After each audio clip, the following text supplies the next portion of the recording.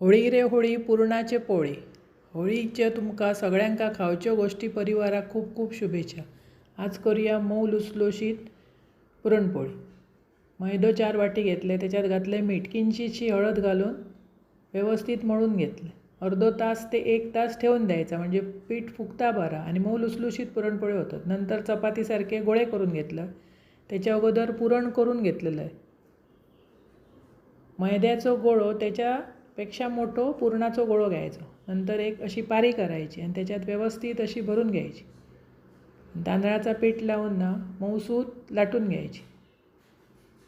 आधी भाकरी थापतो तशी थापून घ्यायची, म्हणजे पुरण सगळीकडे पसारता व्यवस्थित. त्याच्या अगोदर तवो तापत ठेवलो बारीक गॅस करून, म्हणजे घातलाच की तव्याक चिकटाची नाही. आणि अशी भाकरी थापता तशी थापून घेतलास की हलक्या हातान लाटून घ्यायची. जास्त पीठ लावू नका, नाही तर चाबडल्यासारखे होतले ते. थोड्या पिठातच व्यवस्थित लावून तूप तापत ठेवून वितळून घेतलं आहे. नंतर पुरणपोळी अशा भाजून घेतलं आहे, त्याला लावलं आहे तूप.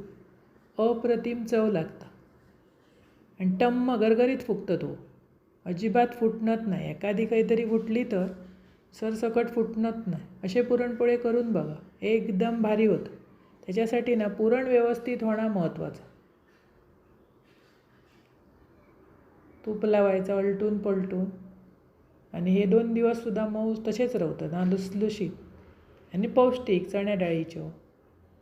आणि केले बरोबर काटाची आमटी. असे पुरणपोळे करा, काटाच्या आमटेबरोबर खा किंवा दुधाबरोबर, थोडी तुपाबरोबर खातात.